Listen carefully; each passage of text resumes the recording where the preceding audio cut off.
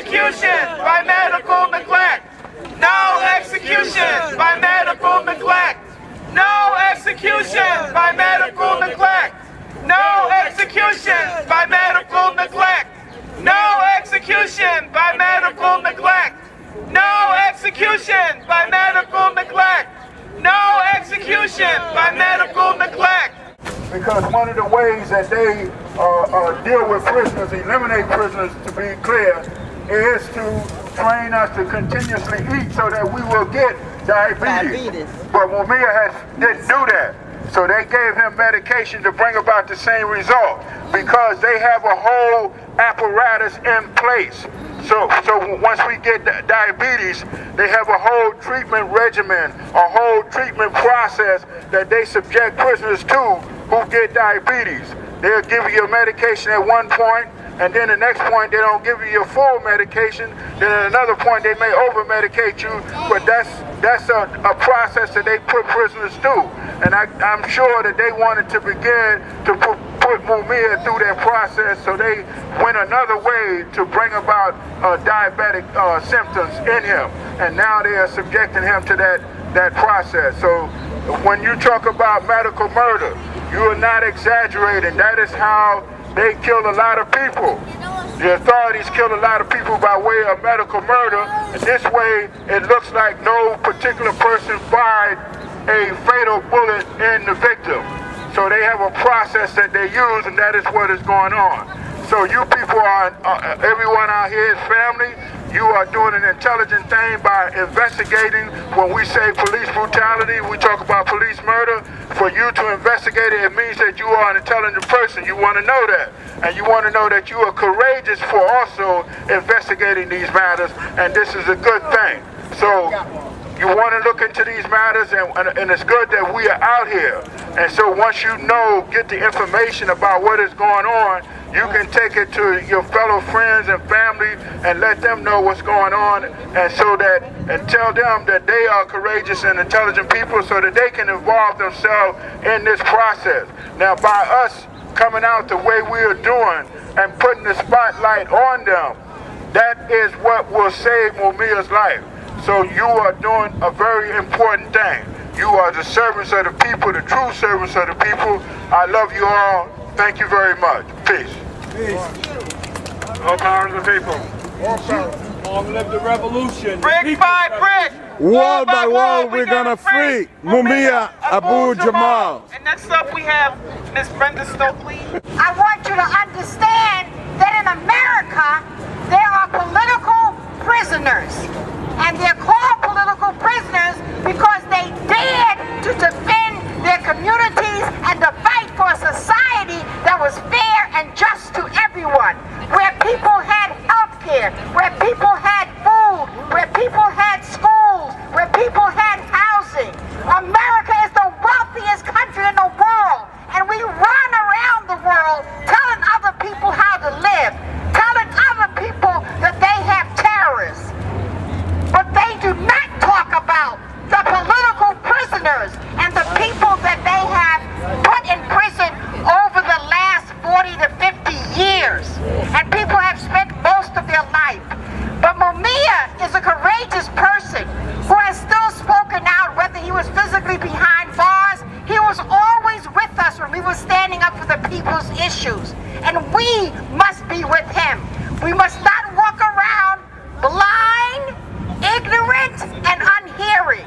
We must learn about what the society is really about and be courageous enough, as the other brother said, to stand up and change the society to one which people can live and breathe and not be murdered in the street, not be unjustly imprisoned, not be kicked out of schools and harassed by the police in the school, to be thrown out in the street and jailed on Rikers Island, even before you have even been charged of anything.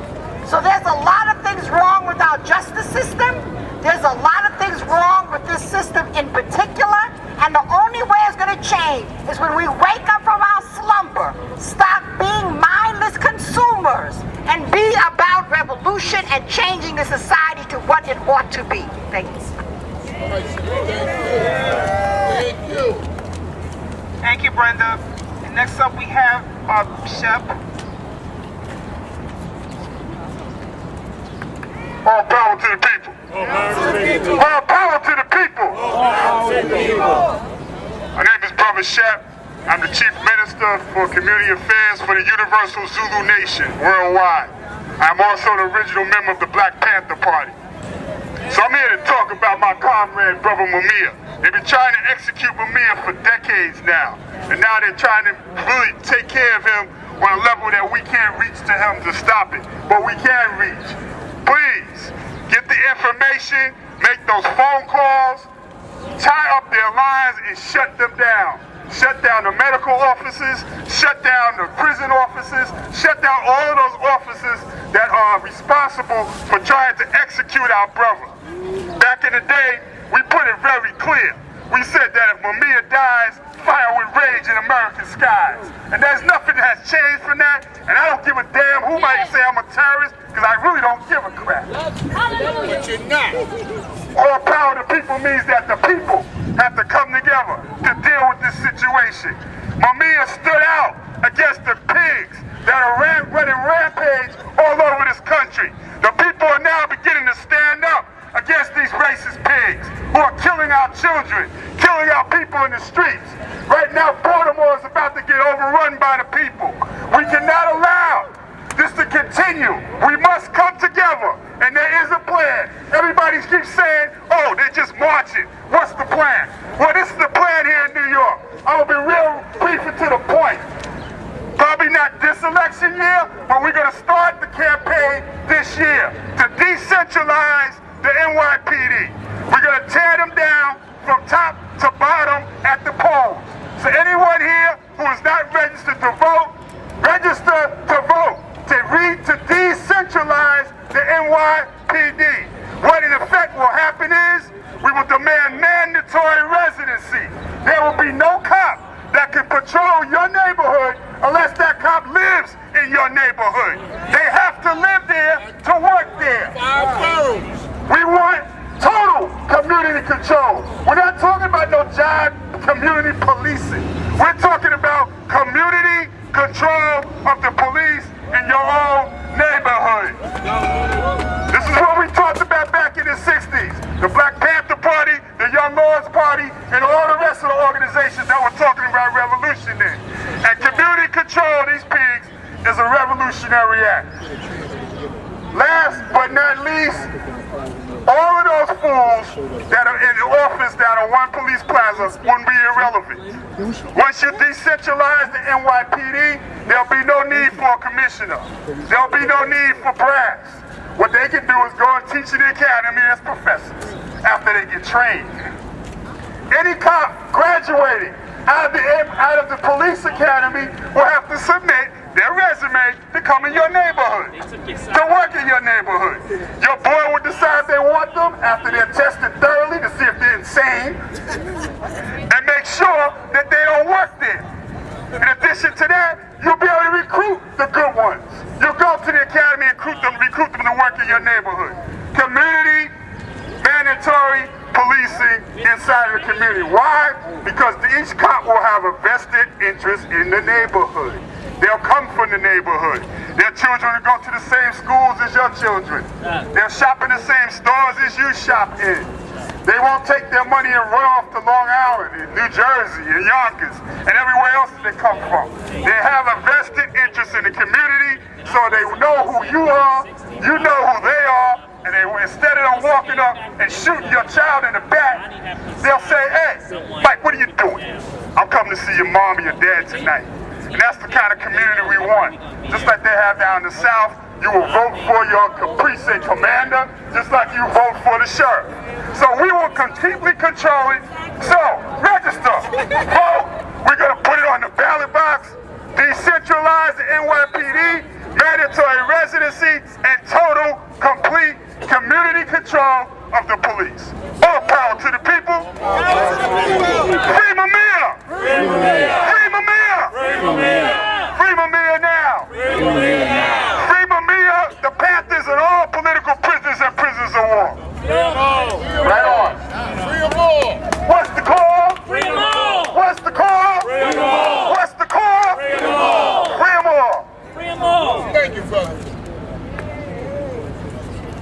Thank you. Right on.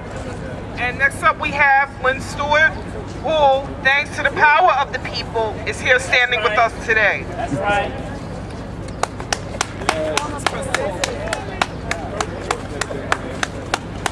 Well, this is Lynn Stewart, and if you don't know me, I tried many a case in that building there, got many an acquittal, fought for Black Panthers, fought for Weather Underground, fought for the United Freedom Front up the block a little bit, and I just want you to know I stand here as the living proof that people power can bring political prisoners home.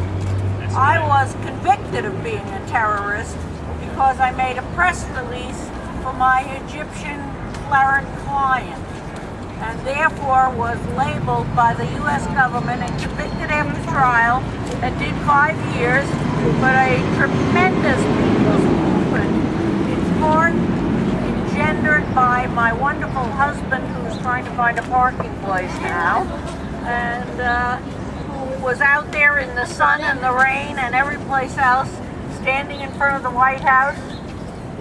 Closer to my mouth. All right, there, closer to my mouth. Unaccustomed as I am to public speaking. Anyway, as I said, thanks to Ralph, on New Year's Eve, as most of you remembered, I came home. And we have to remember these victories. We have to remember that Russell Schultz is no longer in solitary. These were all people movements that won. And so we've got to use our power to go as far as we can go. I welcome the day when there will be an underground and an overground to carry out our political desires and needs. I have too many buttons to wear, and I don't want to wear just buttons. I want something to happen. I'm not sure the ballot box is the answer, but for those of you who are willing to work on that aspect of it, so be it. I do say that my heart is with those political prisoners, those aging political prisoners such as Mumia, and I tell you, having read what the latest is on Mumia, that his skin is a raw, bleeding mass, that he is not able to walk except in baby steps, and the one that really got me is he's not able at this time to feed himself. He is being fed. This is dire. This is neglect, where they're just going to watch him die, nigga die, to use the old book title. And I think it requires us to just put that in your speed dial or whatever you have and call these officials day, night, and in between to say they've got to do something or it's on their heads. I do believe that the political prisoners are most at risk now. They are aging, most of them. They've been in jail, many of them over 30 years. And this is where my efforts are going to be spent and going. Every time I speak, every time I go anywhere, that's what I talk about, because they are in there, because they believe in a vision of liberation. And their vision of liberation is still my vision of liberation. And I labored in the community control of schools, which was another community control issue, which was co-opted by the government. That is, they bought off all the good folks that we thought were down, and they ended up with nice jobs, which they didn't keep forever, but they kept long enough to make a few bucks, and that's what the poverty pimps and that expression came from. So you always have to be careful of community control. They'll give it in a minute, but they'll take it back the next minute. So the only real thing, and I know I'm standing between two people who believe along with me, the only thing is ultimately changing the society in a revolution. But in the meantime, I have to be Rosa Luxemburg and ease the misery where I find it. And right now, our friend, our comrade, our great inspiration, political prisoner number one, Mumia Abu-Jamal, is suffering, and we are the only hope he has. The only hope.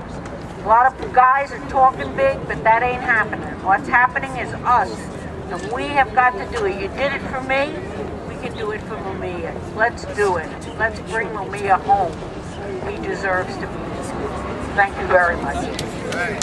Wall, we're gonna free Mumia, Abu-Jamal. Brick by brick, wall by wall, we're gonna free Mumia, Abu-Jamal. Brick by brick, wall by wall, we're gonna free Mumia, Abu-Jamal. Brick by brick, wall by wall, we're gonna free Mumia, Abu-Jamal. Brick by brick, wall by wall, we're gonna free Mumia, Abu-Jamal. Brick by brick, wall by wall, we're gonna free Mumia, Abu-Jamal. Brick by brick, wall by wall, we're gonna free Mumia, Abu-Jamal. No execution by medical neglect.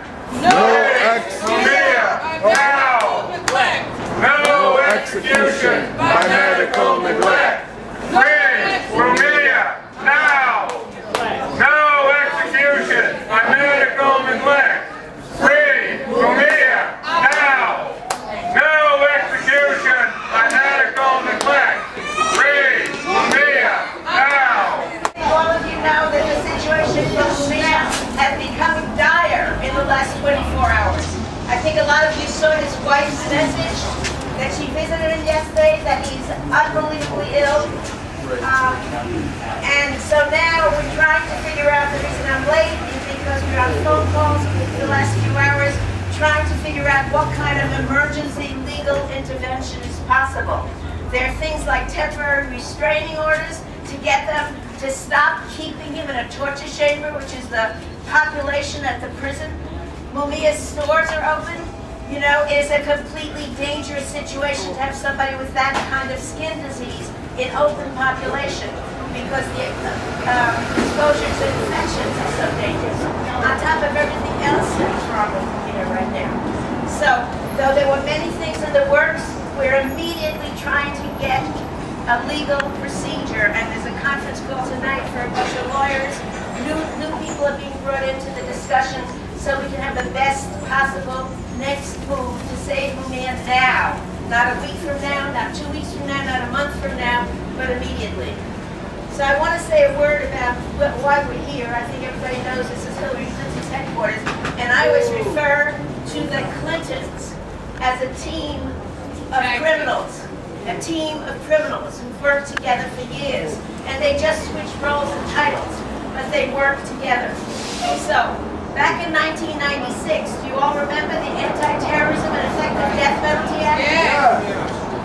That was a deadly bill that was passed, initiated by Clinton, pushed by Clinton, and it was right after, I'm standing in the wrong place. Oh, okay. The original rationale for it was after Oklahoma City bombing. Remember the bombing?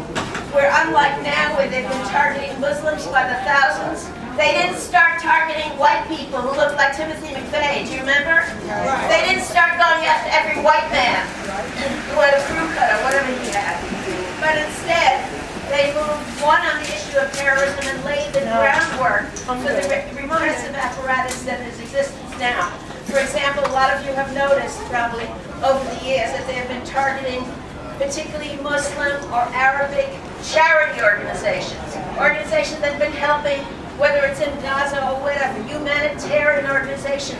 I just reread the bill this morning. That was defined in that bill. It said charity organizations that are linked to terrorists will be, declared whatever, criminal. So that was the beginning. So the terrorism thing. But the other part was the death penalty thing. The death penalty piece, a lot of us were incensed and outraged at the time. And people spoke about what they did.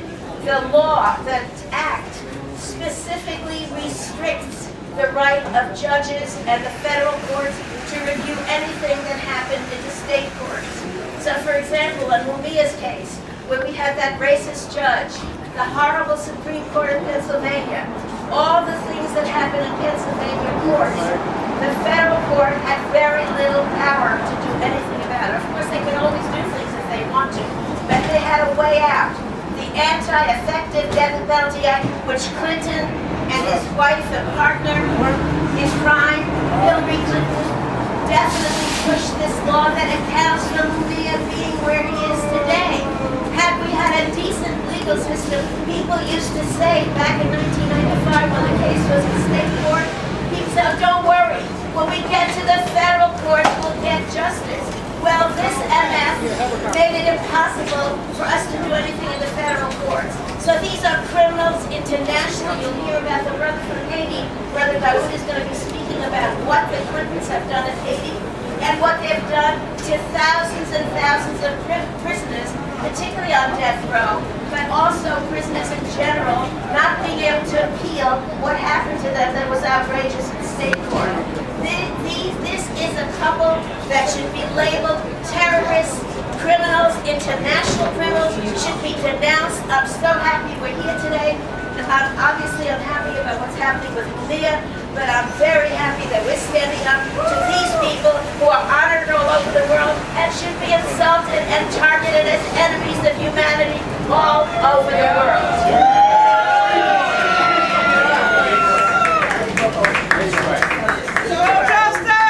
No peace!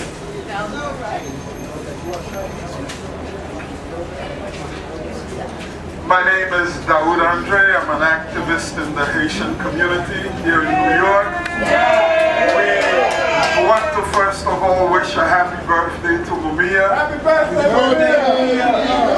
A couple of weeks ago I read in an interview that Mumia's wife did after this latest medical crisis. She was saying that she is so upset, all of the people like us who are saying how much we appreciate Mumia, and yet how little we are collectively doing to get Mumia out of where he is today.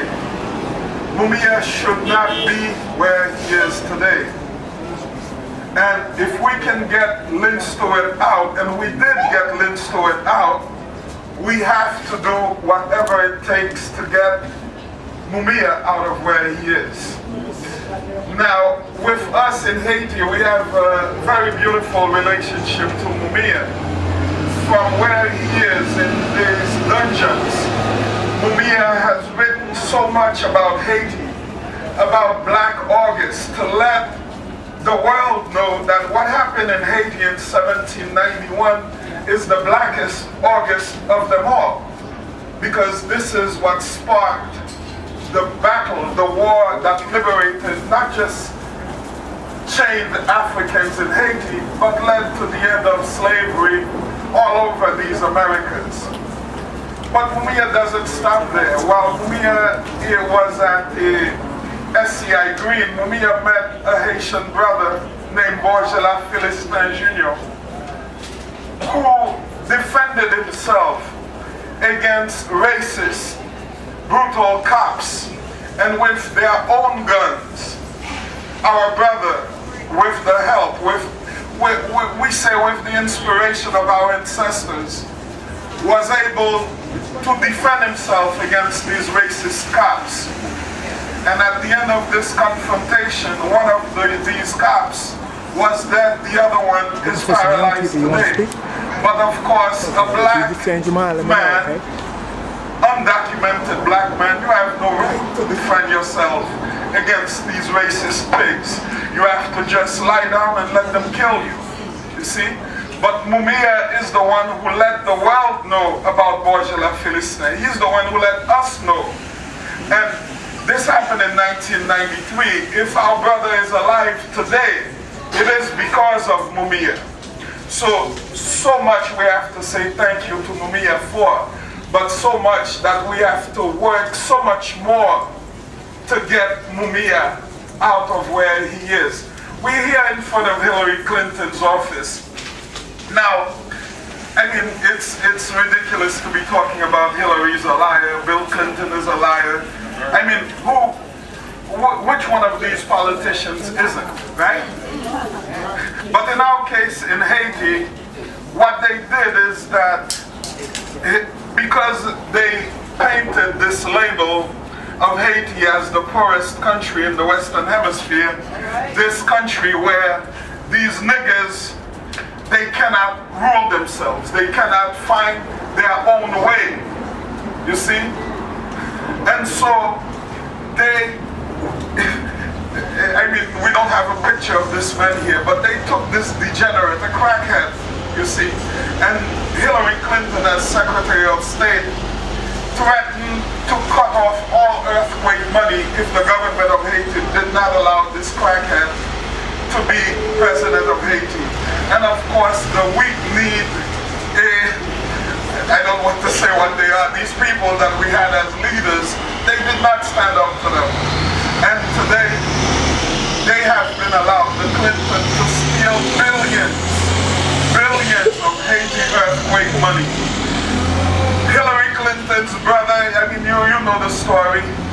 They're saying Haiti has 20 billion in gold. And if they say it's 20 billion, you can bet it's 200 billion.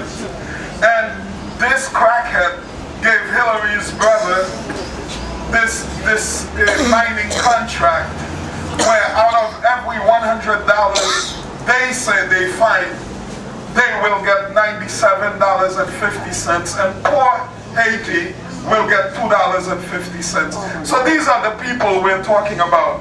And Hillary, what they're counting on the Democratic Party is that us, the people here, our families, we will be scared of the Republican boogeyman, and we're going to elect the lesser of the two evils. You see? So it's important that we are here, that we let them know that the only place Hillary Clinton belongs is in a jail cell. And in the Haitian community, we've been having protests right here, and this is our chance. We say, where does Hillary belong? In jail. Where does Hillary belong? In jail. Where does Hillary belong? In jail. Where does Hillary belong? In jail. Where does Hillary belong? In jail. Thank you very much, brothers and sisters. First off, I want to say, for someone who's only been involved around Mumia's case and the case of political prisoners for around 2 years, I just want to give a shout out to folks who've been involved in this movement and this type of work for a long time, because this work is incredibly, it is difficult work, and it takes energy and finances and a lot of stuff. And just a shout out to people who've been on the grind for a long time and who are keeping up at it.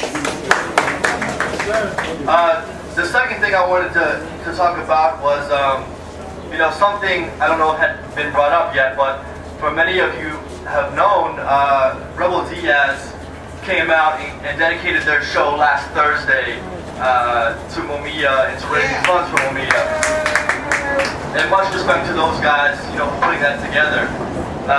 And this may come not as a surprise, but at that event, in fact, you may have heard, but the police and the FOP had called ahead and pressured B.B. King's establishment and told them that we were going to be making a big deal.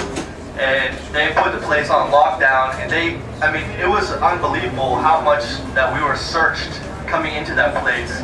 Every pocket, every little, everything.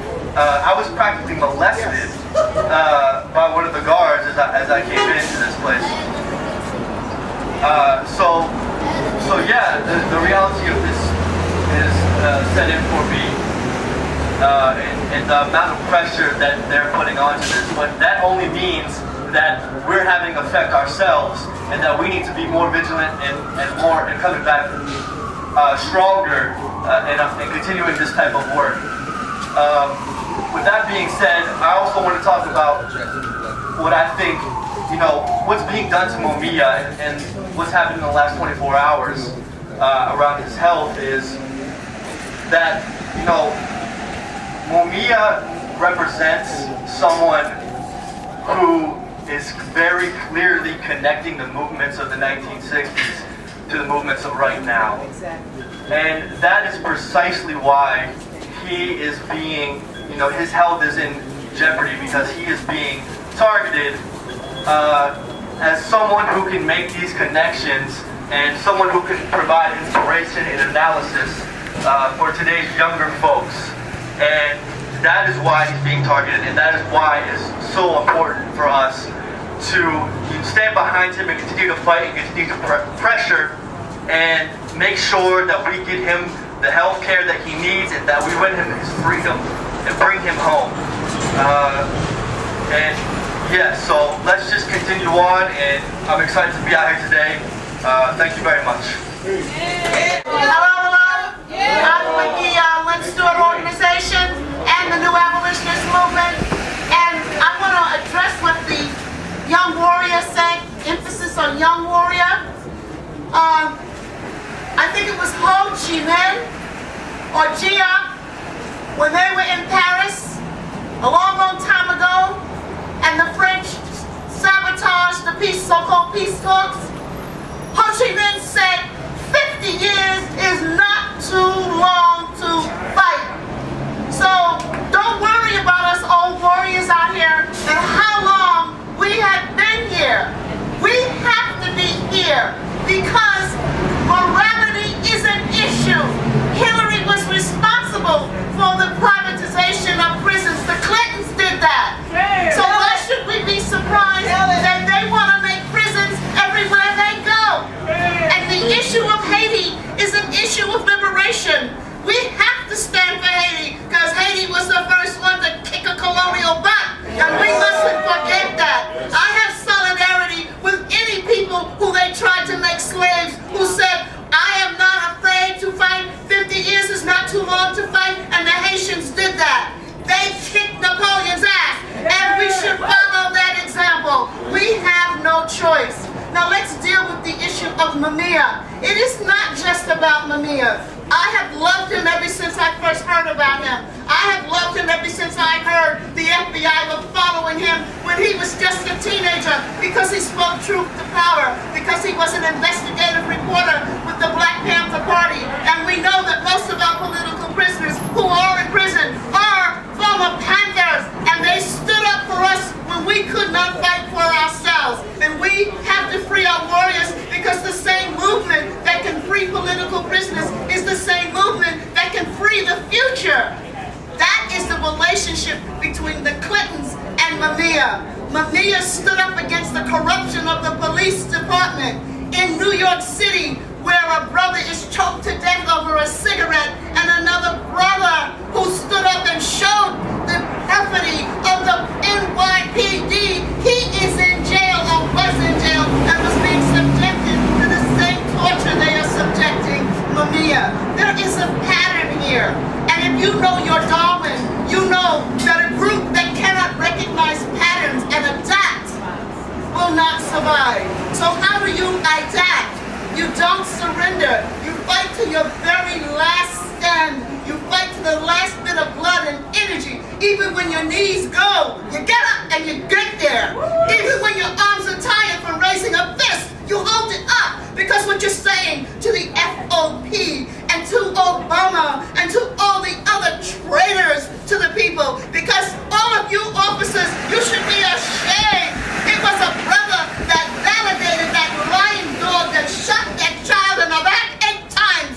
You need to stand up. You need to make a decision because we are moving from prisons to death camps. How do you think Hitler did it? First he said, we're sending them to rehabilitation camps. Then he didn't feed them. Then he didn't give them medicine. Then he put the elderly in. Then he put the mentally retarded in. And if you look at the American political prison, we are moving from prisons to death camp. I'm not talking to the white cops because they have a culture they have to fight against. But I claim you. And because I claim you, you better step to the plate and stop validating these white racists. You better have the courage that Mumia had to expose them. How dare you? How dare you? How dare you?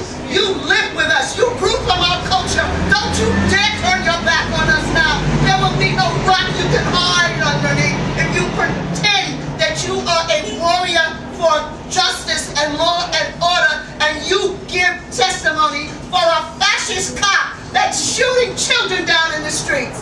That is the relationship to the Clintons. When you side with the 1%, you are siding with decadence. against. You are siding with evil. You are siding with corruption. You are siding with racism. You are siding with fascism.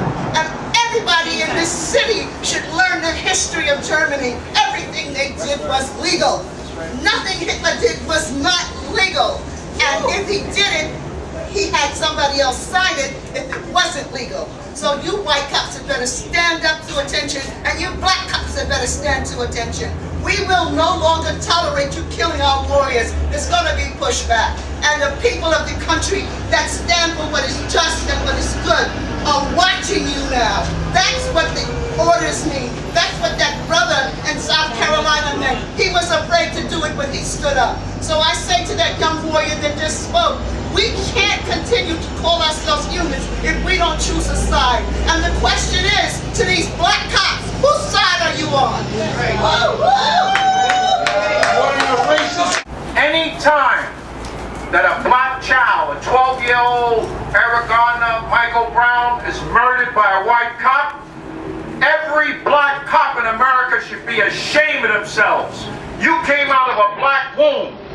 You're supposed to be able, you should resign from that racist, fascist state that you're working for. You can get another job. You should be ashamed of yourself to be a black man, to be actually representing a fascist government. You people fought in Vietnam, they were hoping you'd die over there. Those who came back in wheelchairs, shame on you.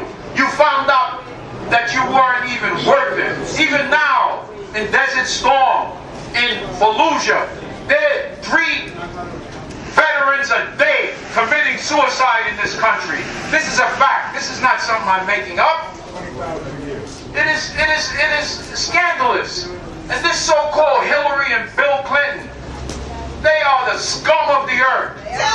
Scum of the earth. If you look at the situation, and you can actually check this out, Google it, research it, Vincent Foster was Hillary Clinton's lover. Bill Clinton had him murdered. If you look at the history of the mafia, anytime they do a hit, they throw the gun by the body. You look at the uranium deal that was made with Russia, that money that's coming into the Hillary Foundation is coming from overseas. Hillary Clinton is representing the 1%. The Democratic Party and the Republican Party is the same party. Tell it. It's the same party. It's the same coin. You know, it is very amazing in this country that nobody would support Jamil, who is in prison now. It is tragic. No one knows that cell that he's in, about that cell. It's like, look at your bathroom, the size of your bathroom. That's the floor space that he's living in. They're trying to execute him by denying him medication. They're trying to destroy him by not allowing him to get the proper treatment that he needs. This fascist government will always try to silence those who speak out against. This thing is off the hook. They say fascism is coming. Fascism is here. Live and in living color. And every police officer that works for this, your guns are useless. Once the people rise up against you, those things are useless. You got to use it on yourself. And that is a fact. You got 15 shots in that goddamn pea shooter. If you knew my background and where I came from and what I've seen, you would be ashamed. I don't understand. How could you be a black man with a pistol representing a fascist, racist government? You should resign. You should turn your badge and gun in. Thank you for allowing me to speak to your brothers and sisters. But revolution is coming. It is definitely going to happen in our lifetime.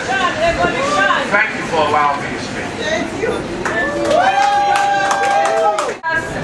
Strength to keep moving forward. Two of the things that I learned from Mumia was that how we as a group, he taught us how to build a united front. This case was a united front. All of us came together from different